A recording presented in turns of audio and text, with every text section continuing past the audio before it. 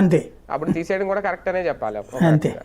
రెండోది, door delivery effect అనేది ఏముండదా ప్రభుత్వం మీద? నిజంగా అది ఉండదు అనుకుంటే ఇంకా జగన్ చేసిన అన్ని వేస్ట్ పథకాలని అనుకోవాలా? ఇప్పుడు ఆల్రెడీ రేషన్ విషయంలో చెప్పేశారు డోర్ డెలివరీ ఉండదని. నిన్న జగన్మోహన్ రెడ్డి గారు కూడా ఒక పాయింట్ రేజ్ చేశారు ఆయన మాట్లాడుతూ.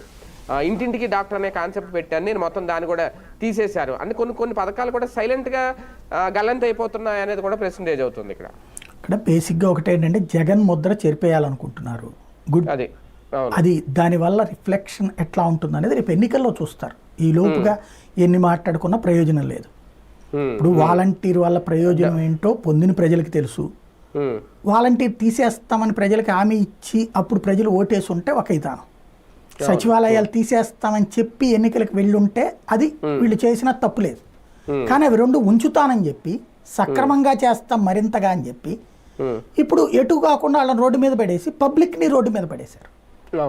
ఇవాళ బ్రోకర్ల చుట్టూ తిరగాల్సి వస్తుంది, లేకపోతే రాజకీయ నాయకుల చుట్టూ తిరగాల్సి వస్తుంది.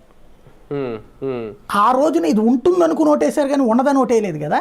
అదే కదా, ఇది ఎప్పుడు చెప్తారు సమాధానం? నెక్స్ట్ ఎలక్షన్స్కే అవుతుంది తప్పించి ఇప్పుడు ఏమవుతుంది? అట్లాగే ఈ అయినా సరే పెన్షన్లు అని ఇవన్నీ కూడా ఇబ్బంది పెడతాయి. ఇప్పుడు రేపు పొద్దున అదేది దాన్ని ఏమంటారు, రోడ్లకి డబ్బులు తీసుకుంటారు.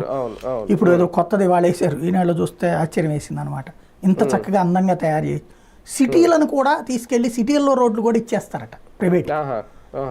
రోడ్డు వాడే వేసేసి గుంటలు పూర్తి చేసేసి అది మరి ఆదాయం ఎట్ట సంపాదించుకోవాలో వాళ్ళదంట. అందులో దాని పేరేంటి, బోర్డులు, దాన్ని ఏమంటారు, అడ్వర్టైజ్మెంట్ బోర్డులు, ఇతరత్ర ఆదాయ వనరులు దాని